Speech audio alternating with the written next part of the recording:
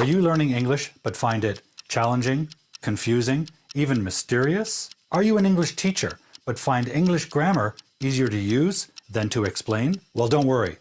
On this show, I'll be your language detective. I'll answer your questions about the English language and help you solve these English mysteries. It's Hard-Boiled English Live.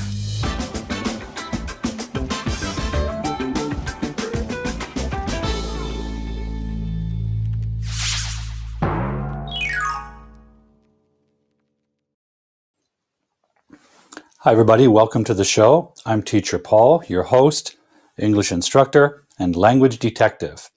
And we're broadcasting live from the Hard-Boiled English Media Studios in Vancouver, Canada.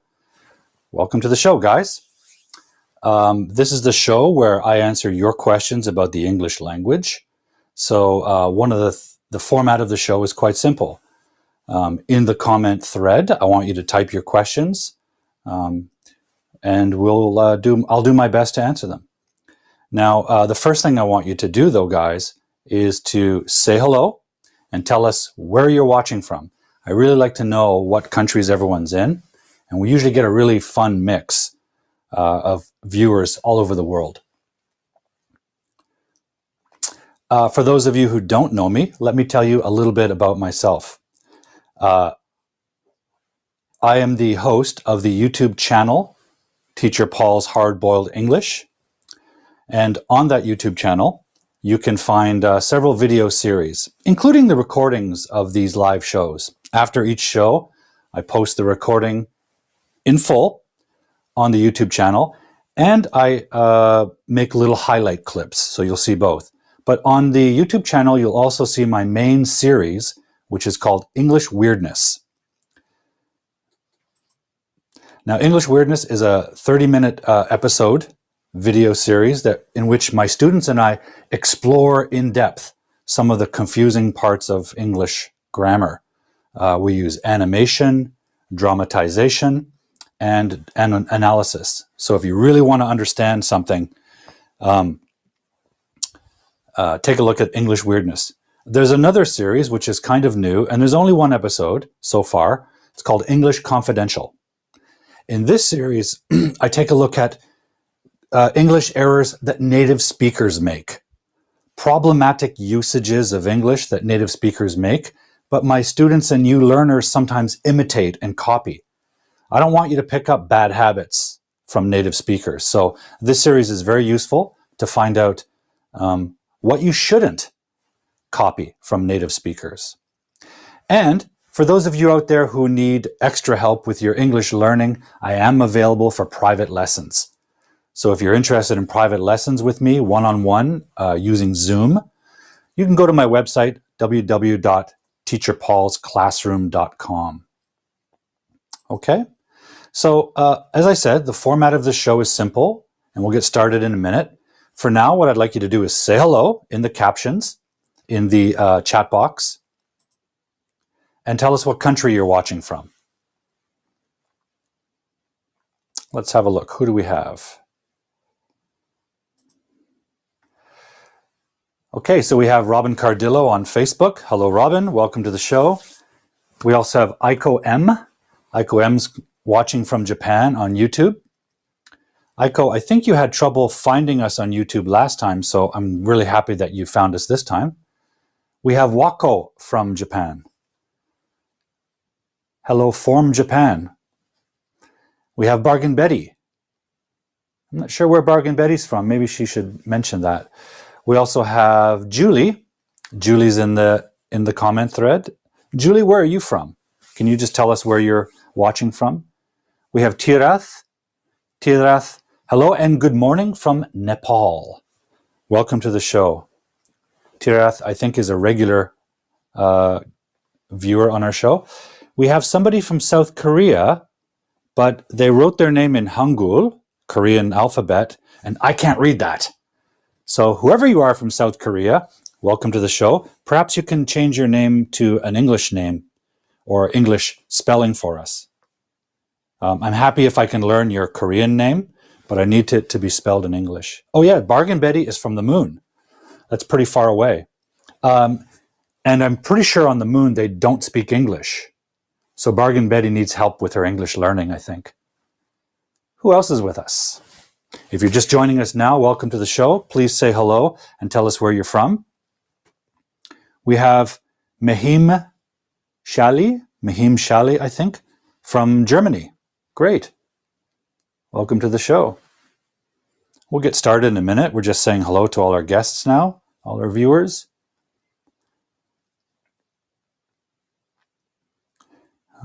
Somebody's from South Korea, but I don't know their name. I can't read the name. If we have another Korean viewer, maybe you could type that name in English for us. Translate that name into English. Really curious to know. But anyway, whoever you are from South Korea, thank you for joining the show. Who else do we have with us tonight? Okay, well, we're going to get started in a moment. I'm going to start with a question that was sent to me earlier by a viewer, but we'll get to that in a minute. For now, guys, just say hello and tell us where you're from in the comment thread, and we'll get going. We're well into the new year already. It's January. The new year has begun. Hopefully you made some New Year's resolutions, some goals you have for the new year. Or if you're like me, I always have lots of goals from last year. I'm just going to continue some of those into the new year. I'm not necessarily making new goals. For example, this show was a goal I had in 2020. Well, I'm not going to make a new goal. I'm just going to continue trying to make a better and better show for you guys. Okay, who else is joining us now? Let's take a look. Anyone else? Okay, well, let's get started, guys. One of our viewers sent me a question. They were walking down the street in Canada. They're an international learner, I think. And they noticed an advertisement sign from Tim Hortons, which is a famous coffee shop chain here in Canada. So let's take a look at that graphic, please. The Tim Hortons. They saw this sign. Oops, where am I?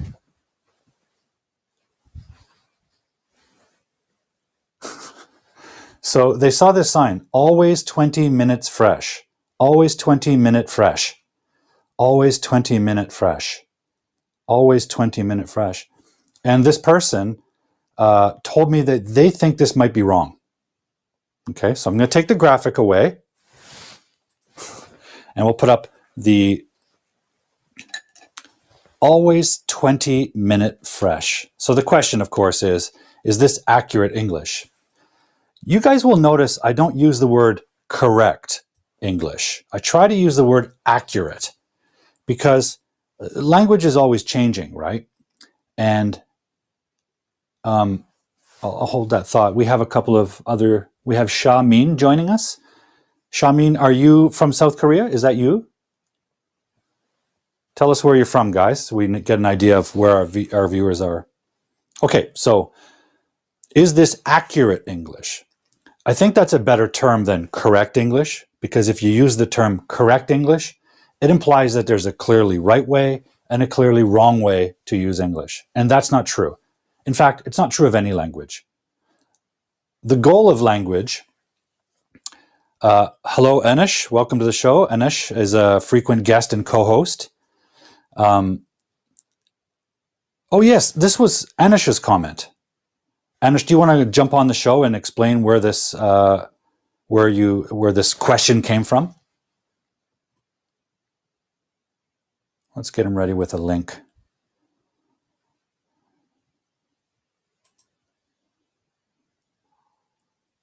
Reply. Yep.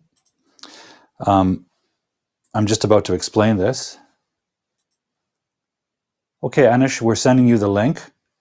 And we'll get you up onto the video feed. And what I'd like you to do is explain to the viewers where you saw this. I forgot this, guys. I thought this was sent in by a viewer. This is actually sent in by my friend, frequent co-host and guest, Anesh Daya. He's a language coach, an English language coach in Toronto, Canada. He's going to join us on the air and explain where he saw this. So in the meantime, I'm going to get my sound ready, and we'll have Anesh join us and tell us about where he found this example.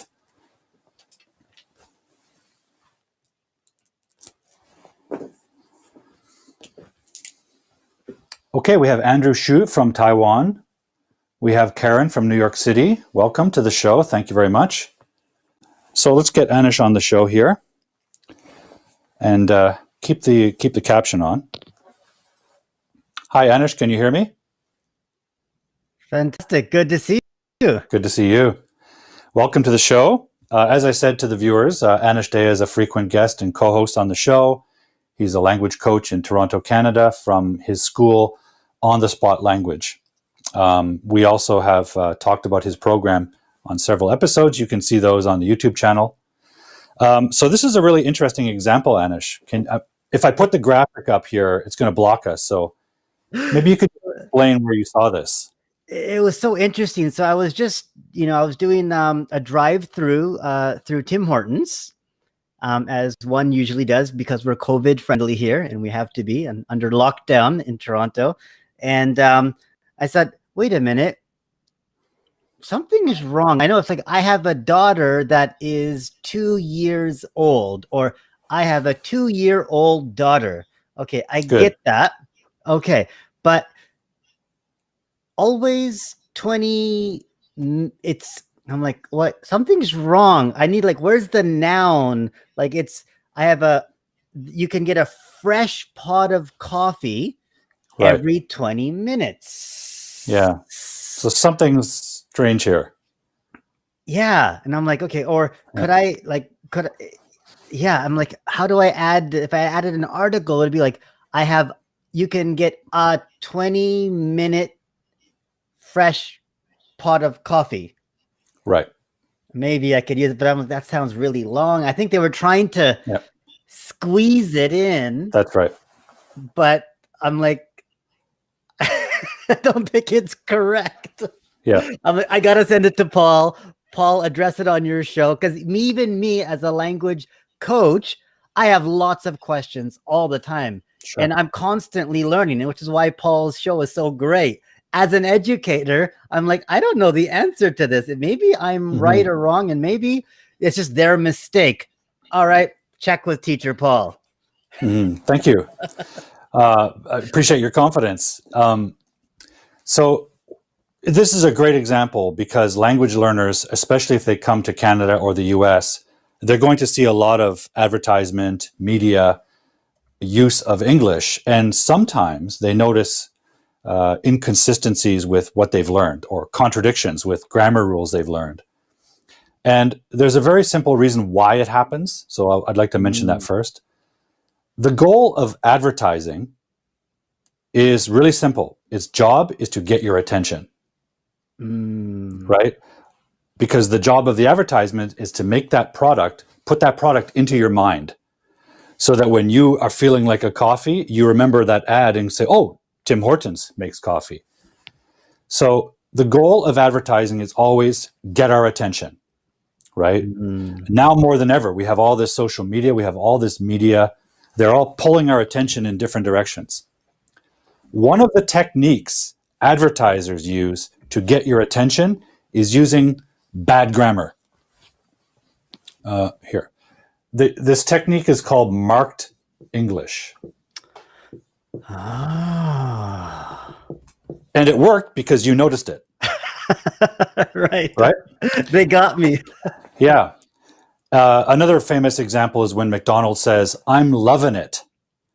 Well, that kind of breaks the rule of using present progressive with state verbs like love. Right. Now, this technique is designed to catch your attention or my attention. We're native speakers of English, and we would notice that, right? So it's not designed to get the attention of a language learner because they may not know that that's strange or marked English. It's designed to get our attention, and we certainly notice it. We look at it and go, that's weird. And they don't care if you make fun of their grammar. They don't care if you don't like their grammar. Right. They care if you notice the ad, which we do. So that's the first thing to know. That's why you often see bad grammar in advertising.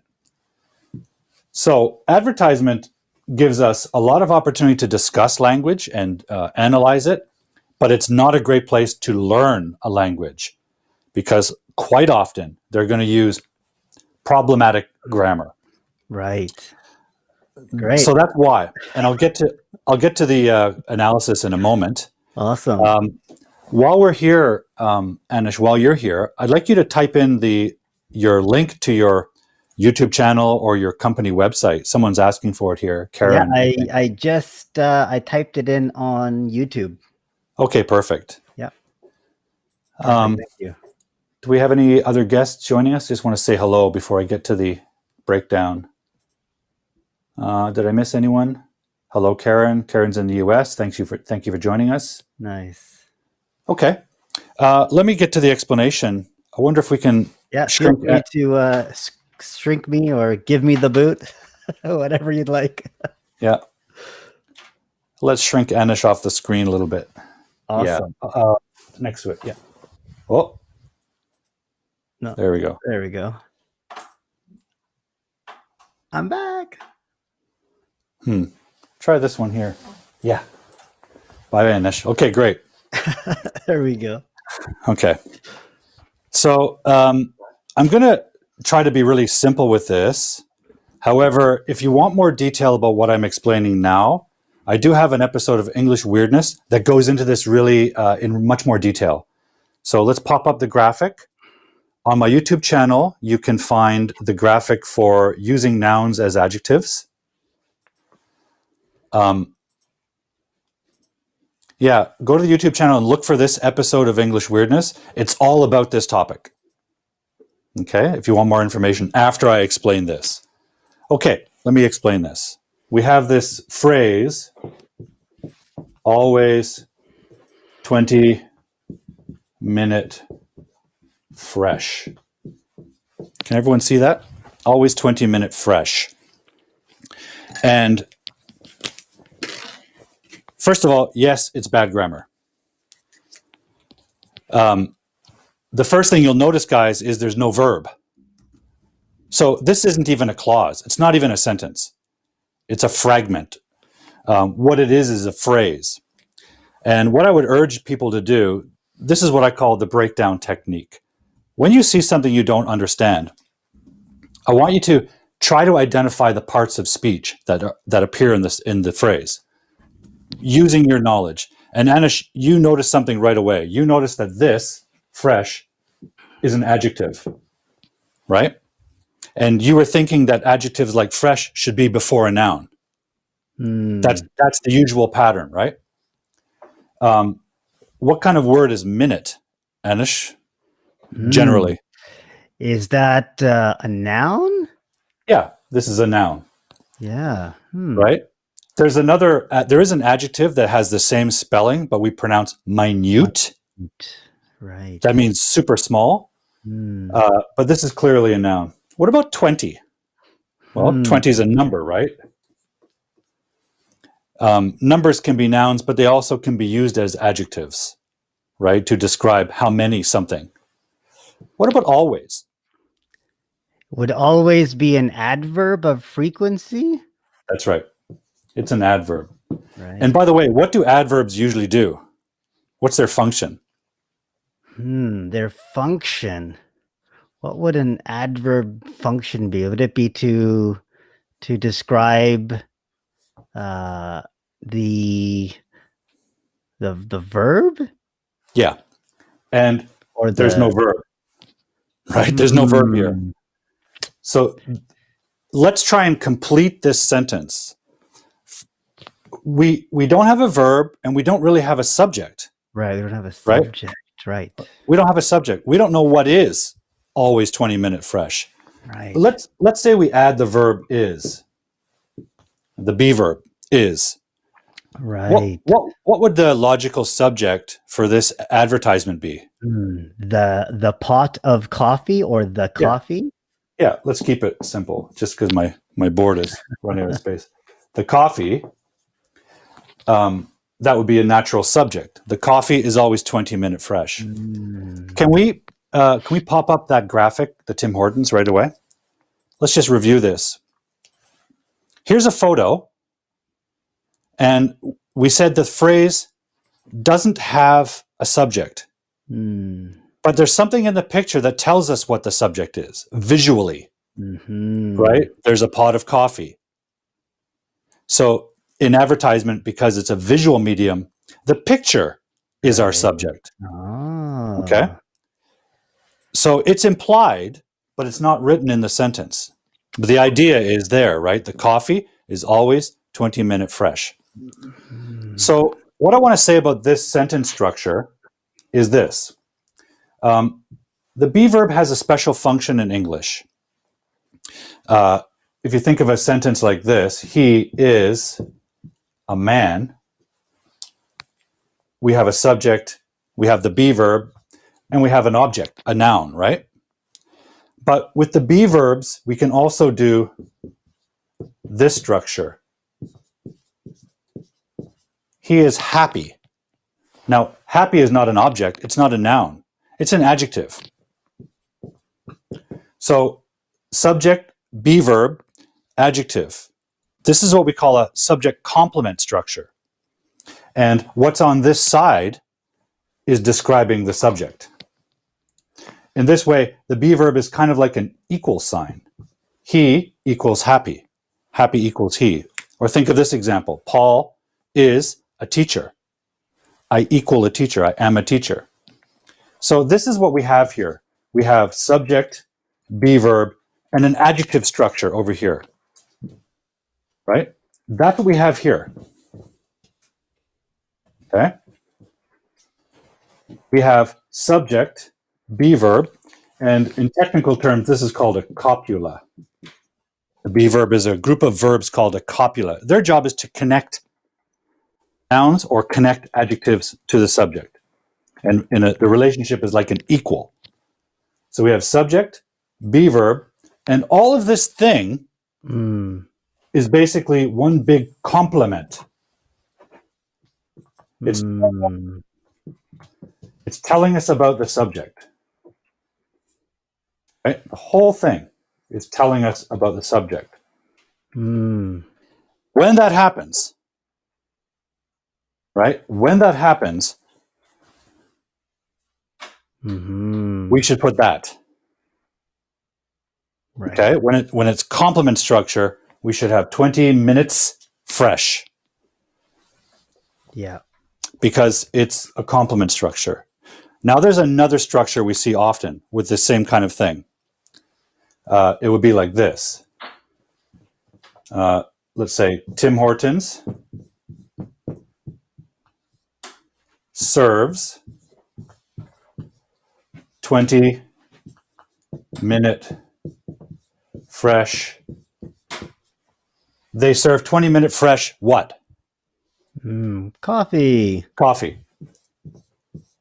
Right. Now this is a different structure. It's communicating the same idea. Basically, we can even put always here. Tim's always serves 20-minute fresh coffee. But now we have a different grammar structure. We have subject, adverb, verb, and now this is not a copular verb, this is a regular action verb, serves, and over here we have an object, right? And that object is clearly a noun. So we have a classical active sentence. We have subject, verb, object. Now, in front of that noun, we have an adjective, right? And we have two other words that are part of the adjective idea. It's not just fresh coffee, it's 20-minute fresh coffee. But minute is a noun. But we want to make this whole thing into one big adjective describing coffee, right? This whole structure describes coffee. What kind of coffee? When we do that with more than one word, and the words are not adjectives, fresh is an adjective, but that's a noun. If we want to put them together to make one big, fat, juicy adjective, we have to use this. We need hyphens. Okay? Now it's correct, and now it's turned into one big adjective structure. Okay? But here's the thing. Can adjectives be plural? This is a red pen. It's not a red's pen. Adjectives can never be plural, right? We wouldn't say Anesh is a happy's guy. Right. Right? We could say there are two happy guys. So the noun can be plural, but adjectives aren't plural. Right? They're not nouns. Only nouns become plural, which means if this is an adjective structure, we cannot have S's. We can't have S's here.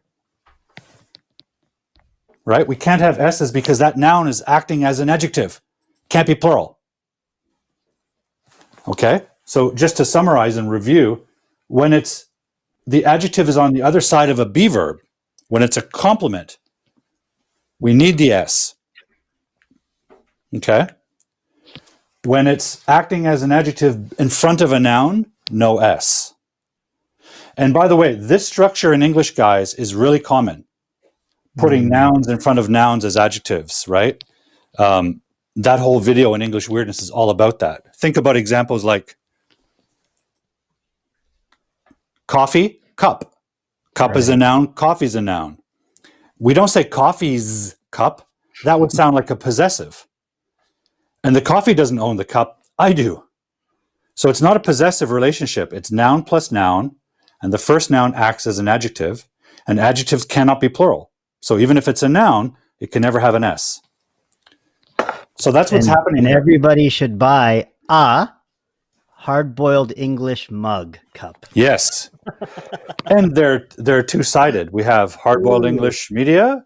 It's a two-sided cup. Right. Brilliant. Perfect. So when the compound structure is in front of the noun, even if it has, especially if it has nouns here, they can't have S. If it's on the right side of the is or the be verb, we need the S. Now, there's the more common example of this structure. You mentioned it earlier with age. Right. So let's substitute. Right. So I have an 8-year-old daughter. Okay, so that would be this structure. Right. So my daughter is 8 years old. So let's do that first structure. Okay. I have an 8 dash year, no S, right? Old daughter. And the noun. So the noun is here. Yep. Old is an actual adjective. Right. But year is a noun, right? And 8 is a number. So the whole thing combined, because of those, is an adjective. Adjectives can't have S. The year cannot have S. The other structure we had up here was the complement structure, which was with a be verb. She is 8 years old. Because here we have adjective, noun, and the number. So those are the two possibilities. And, you know, when we work with our students, Anesh, I'm sure you've heard a million times students getting these mixed up. Anesh has an 8 years old daughter. Right. And I think I tend to use this form of grammar when I'm kind of emphasizing, like I have a 98-year-old grandmother. Right. I'm kind of emphasize if I have an 8-year-old daughter, okay, great, but what's the emphasis point, you know? That's right. You know? Because they're both communicating the same idea, right. But they're emphasizing, the structure emphasizes different points. Exactly. Aiko's asking us why this advertisement doesn't have S. Yeah. So these are the two correct structures, but the advertisement doesn't say this. And the reason, ICO, is because, first of all, they want to make it shorter. Yeah. Right? Because they want people to catch the attention of the people quickly, because people are always running around doing different things. So the phrasing has to be short and simple. And the picture of the coffee pot tells us the subject, the coffee pot. So the coffee pot is kind of speaking for itself. So the coffee That's right. pot is always Yeah. putting in a And they use bad grammar to catch our attention. Anesh noticed it. I noticed it as soon as you sent me that picture. Native speakers notice it. It turns our head like, hey, that's weird. And they're happy if you say your grammar is weird, because now they've got your attention. That's their goal. Their goal isn't to teach you how to do a good sentence. Advertisement's goal is to catch your attention, and it doesn't matter how they do it. Another place you see strange structures is newspaper headlines, right?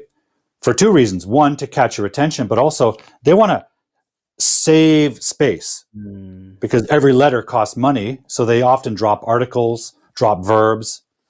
They might say something like, Donald Trump denies. Denies what? Well, for the answer, you have to read the article. Right. So advertising, you're going to see a lot of strange grammar. There's another possibility. Now, I don't want to assume this, but maybe whoever designed the advertisement just doesn't know good grammar. Maybe they just made a mistake and no one caught them. I doubt that, because generally in a marketing firm or an advertisement firm, several people will look at the prototype ad before they publish it. They're going to check it. They may even have like grammar experts on staff. Especially in maybe North America, especially in Canada, and especially as we usually have it in English and French, we always have people double checking it. But if you go to different parts of the world, especially Asia, you can really find some mistakes. I'll tell you what. I was at an airport. I think it was Incheon in Korea. And I saw an example of this same problem with the noun structure, using a noun and a noun. And I think it was Incheon. I can't remember, but there was a cafe, and it was on the top of the cafe. They had a big expensive sign, and it said Coconuts Cafe. And I thought, wow, they spent a lot of money, but that makes no sense. That tells me that Coconut owns the cafe, which Right. suggests that the owner's name is Coconut. Right? If I made a cafe, I'd call it Paul's Cafe because I own it. But Coconuts Cafe, I mean, maybe the guy's name is Coconut. Hey, Coconut, what's up? How are you? What I think they meant was, at the cafe, they serve a lot of coconut dishes. Coconut latte, coconut desserts. Yeah. So in that case, it should say Coconut Cafe, noun plus noun. And the first noun is acting like an adjective, so it can't have an S. And it's telling us what type. What type of cafe? And this is one of the most common structures you see in English. Coffee cup, computer, mouse, noun, noun. What else we have? There's a nail salon near my house, Paul, and it's a Vietnamese place called Lovely Nail Salon. Okay. So it Adjective. kind of, I'm like, what? Only one of the nails is lovely, Right? or But you have a lovely nail. Okay. But that's using the structure, right? Right. Nail, Yeah. nail, salon. They're both nouns. Right. It tells us what type of salon. Yeah. Or even just hair salon. Lovely nail salon. Right? Yeah, right. Coffee shop. There you go. In fact, sometimes if a word is so commonly used as an adjective as an adjective noun structure, noun plus noun, it becomes a compound noun, like it merges into one word, like backpack. Mm. This is a pack, a type of bag, and it's used on your back, but back is a noun. So this is like a double noun. We call this a compound noun. So oftentimes this noun plus noun structure, this is called, by the way, it's called noun adjunct, whatever. It's just nouns as adjectives. If it becomes so common, sometimes it turns into one word. That's great. I think you've answered it all right there, Paul. That was beautiful. Yeah. But simple, easy to understand. Oh, That's I hope great. so. Absolutely. Sometimes I think I'm a little bit too long-winded, but No, I that try was great. try to be clear anyway. I got to head out. Thank you so okay. much, Paul, for having me again, and thanks for taking up my own question. Oh, you're welcome. That's a great question. And have a good night, and all the best to all you Hardboiled English Live family out there. Take care, and we'll see you guys soon. Okay, thanks, Anesh. We'll see you soon. Bye-bye. Okay, let's thank you to Anesh for joining us on the show. Anesh is a friend and a colleague, he's a language coach in Toronto. You'll see him again. He frequently joins us. That was a great question. So let's go back and see if I've missed anyone to say hello. Hello, Abir. Abir Ahmed is joining us. And we have someone whose name is written in kanji. I have a 115-year-old grandfather. I don't know what to call you, so I don't know how to say hi because I can't read the Chinese characters. We have Rakib joining us. Very nice, thank you. We have Boris from Ukraine. Welcome. Boris is a frequent viewer.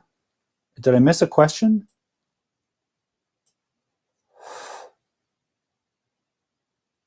Okay, let's look at that one. Sure. So Abir is asking, when will a verb plus ing be a participle and a gerund? Okay.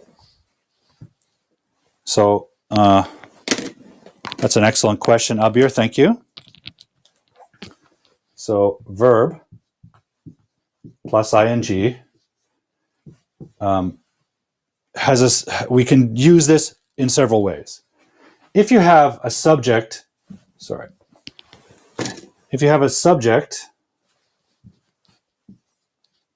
and you have the verb here, the be verb, right? The be verb plus a verb plus ing, this becomes a verb.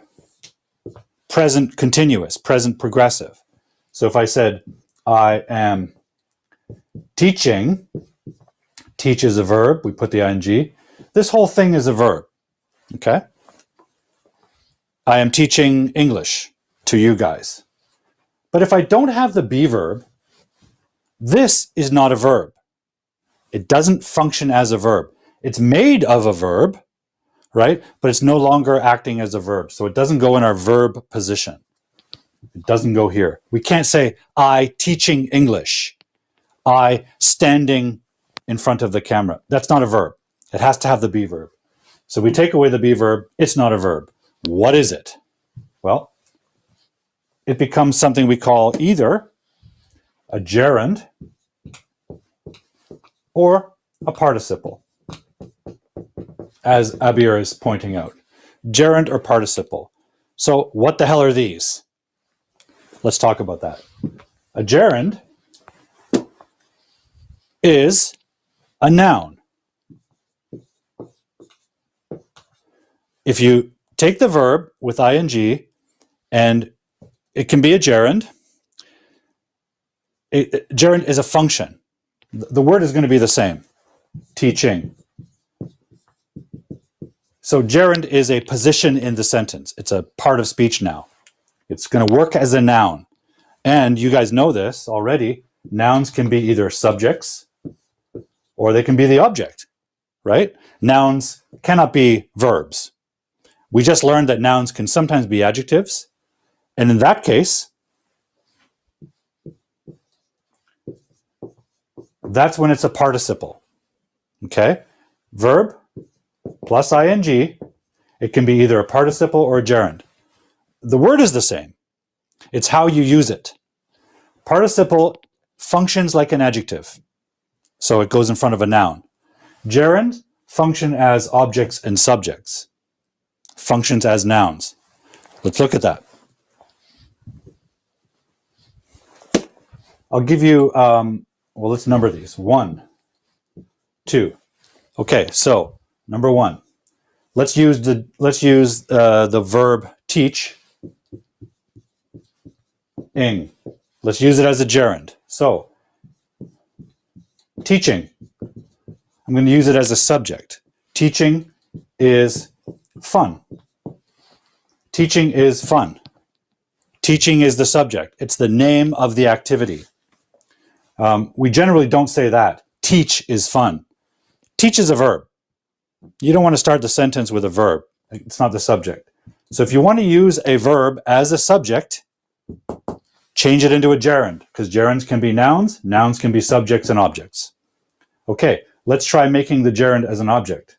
Paul. That's not a good example.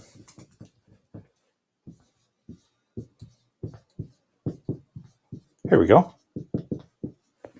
Subject, verb, object. We love teaching. That's an object. It's functioning as a noun. It's the thing we love. It's the thing we love. Or let's say I love teaching. Subject, verb, object. This is the thing I love. I can love other things like my pen. I love this pen. I can use regular nouns. But here I'm using the name of an activity, the name of a profession. So that's gerund subject, gerund object. Number 2, let's use it as a participle. Okay?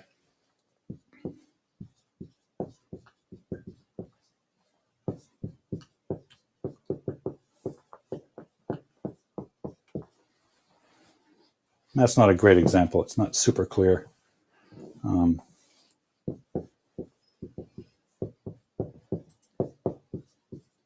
Remember, participle is when we use it as an adjective.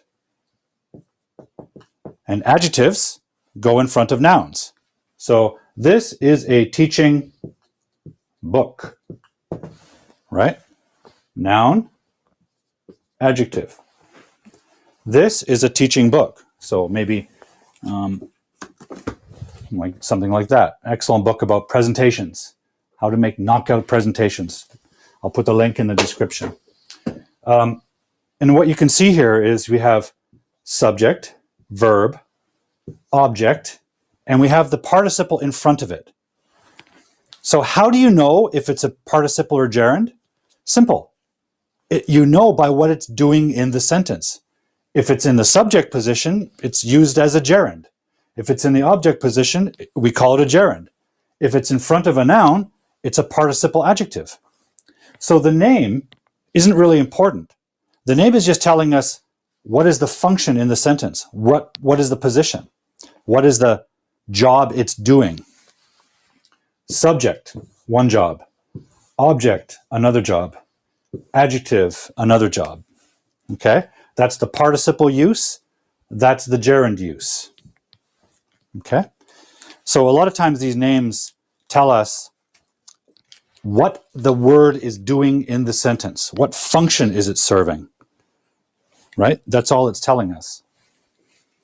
Excellent question, Abir. So let's see if I've missed anyone. I want to say hello to everyone.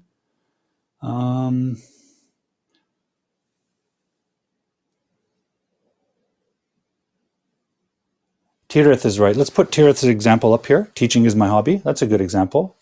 Tirith. Teaching is my hobby. Teaching is used as a gerund. Exactly. It's in the subject position. We use nouns as subjects. So this is what we call a gerund. That's the position it's used. That's the function in the sentence. So it's a gerund. Participle is when we use it as an adjective. Like exciting movie. Interesting question. Right? ING in front of a noun. That's called a participle. Right? Okay. I see another question here by Wako. Let's put Wako's question up. I'm not sure where Wako is from. Maybe the moon? I'm not sure. A lot of our viewers come from the moon, apparently. Wako is from Japan. Okay, yeah.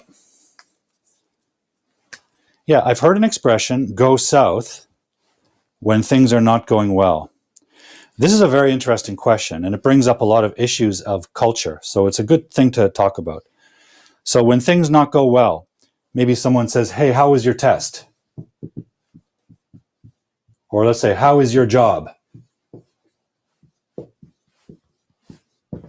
And the answer might be, it went south. Okay. Hey, how's your job? It went south. Meaning, it went bad. Okay. Now, what's happening here? A lot of idioms like this are metaphoric. So they're substituting one word for another to create a new meaning. And a lot of idioms and metaphors arise from a culture. This one, I think, is an example of that. Basically, what's happening here is it went south equals it went bad. That means these two words are equal. So the idea here, the concept is south is bad, which makes us wonder what's good, right? What do you think?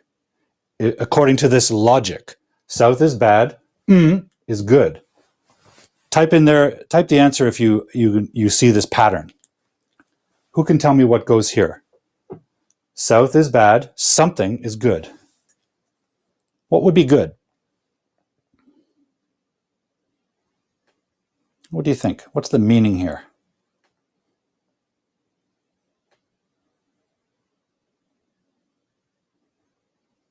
Anyone know?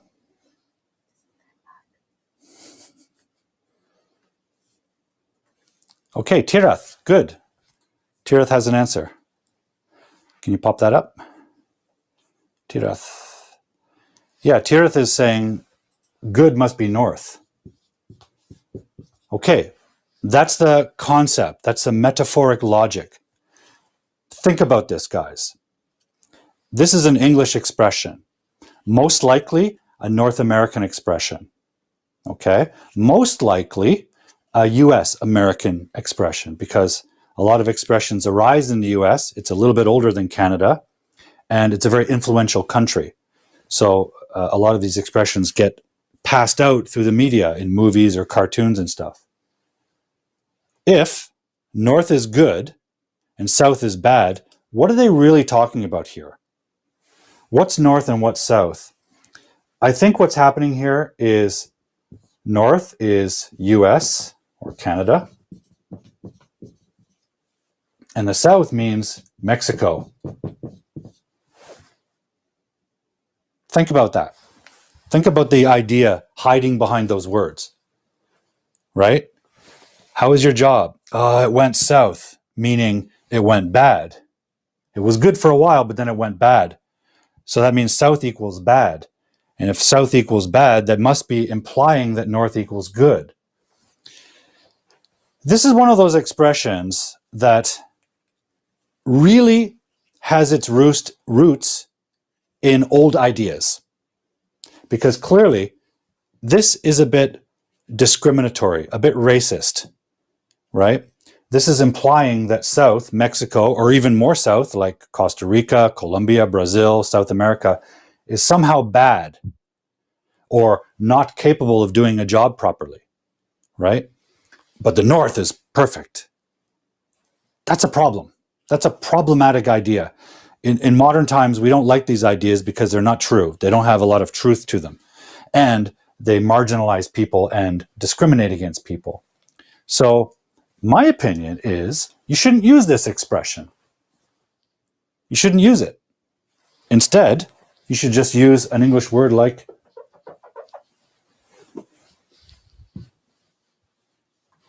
it went badly, or even bad,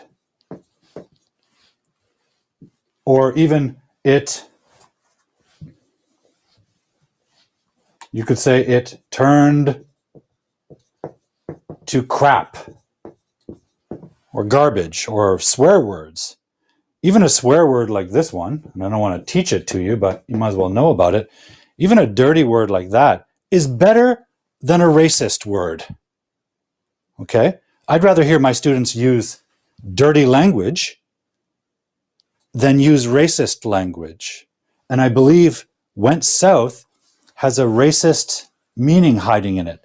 It's an old expression, right? You might hear it in cartoons, for example, from the 1930s, when a lot of the conflicts in the world were based in racial discrimination.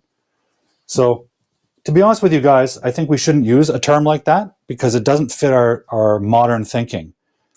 Certainly, people I know and associate with, we believe in equality. We believe everyone's valuable. So we don't want to say that one group of people is good and one group of people is bad. And that expression kind of implies that. So I think you should use, how was your job? Oh, it went badly. It went bad. It turned to crap. Or it turned to, okay? That's better than a racist comment, a racist expression. I really appreciate Wako for asking this question because, you know, this is an international show. This is an international show. We've got people from all over the world here. We have people from Nepal, Japan, Korea, China, Taiwan, South America, North America. We have students from Mexico watching. And we're all equal. We're all friends here. So I think it's good to talk about these expressions, went south, and learn what's really behind them.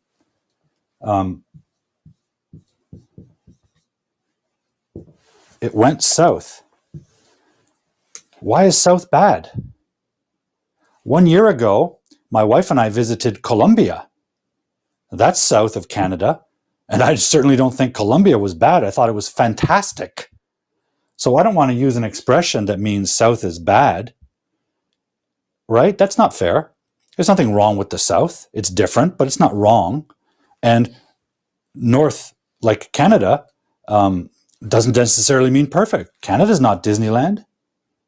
You know, I live in a quiet little suburban neighborhood. Hey, last week we had a murder. We had a gangster murdered in our neighborhood in a park. So Canada's a good country. I like my country. It's not perfect. So I don't want to use an expression that says south is bad and north is great. That's not true. So this is a great question. And I think we need to understand the hidden power of some of these old expressions. And with you language learners, I really want you to understand this because you will hear these expressions. And you shouldn't automatically jump and copy them, right? Now, if the people who use these expressions don't know the meaning, does that make it okay? I don't think so. Because if you use this word innocently, what happens when you use it in front of someone who is from the South? And you say, how was your job? And then your Mexican friend hears you say, oh, it went south. And the Mexican friend's going to say, what's wrong with the South? I'm from the South. I'm from South America. I'm from, Colombia, Brazil. What's wrong with my country? Why do you hate my country? Why does my country mean bad? Right? So words have a lot of power, guys. Words have a lot of power. And I want you to learn how to use them carefully with awareness. Okay? Because we want to communicate with our friends around the world and make the world a better place. So we have to use language that's equal, that's fair, and that doesn't have these negative meanings inside them. I think that's really important. So it'd be good if we heard other examples of these kind of expressions. If I think of some, I'll bring them up in the next show. Well, guys, we've covered a lot of ground today, and already we're out of time. So I'm going to say goodbye in a moment, but I'd just like to review a couple of things if you don't know already. If you haven't already, I'd like you to go to my YouTube channel, Teacher Paul's Hard-Boiled English. Please subscribe to the channel. It's growing in popularity, which is awesome. And on that channel, you can find our main series, English Weirdness. Right? These are long, in-depth analysis of English problems. You can also find the new series, English Confidential. And this is something like we just did with Going South. We explore native speaker English that has problems with it, that I don't want you to follow. Okay, and as always, I am available for private lessons if you need extra help with your language or you're preparing for a test. And I mentioned today about nouns as adjectives. There's a whole video about that. So on the YouTube channel, look for this poster. This episode of English Weirdness is all about using nouns as adjectives. And finally, this live show will be on live next week on Thursday, not Friday. We're going to alternate. So I hope you can join us on Thursday, January 21st, 5 p.m. Pacific Standard Time, which is the west coast of Canada, which is where I am, in Vancouver, Canada. So I'd just like to say thank you to everyone. Let's see the captions, the chat. Thanks to Wako, thanks to Aiko, thanks to Tirath, Abir. Thank you to Mysterious Korean Friend. Thanks to Rakib. Thanks to Abir. Thank you to Borislav. Thanks to Karen for joining us. Thank you to Andrew from Taiwan for joining us. Thank you for joining us, Anesh from Toronto. Sha Min, I'm not sure where you're from. Maybe Korea, I'm not sure. Mehem from Germany, thank you for joining us. Bargain Betty from the Moon, thank you for joining us. South Korean friend, I'm not sure what your name is, but thank you for joining us. And Robin Cardillo from Facebook, thank you for joining us. Until next week, guys, I'd like you to stay safe, keep learning English, keep asking questions about English, look for funny examples in the advertisement that you see. But most of all, I want you to stay safe and stay cool, okay? Bye for now, guys. See you next week.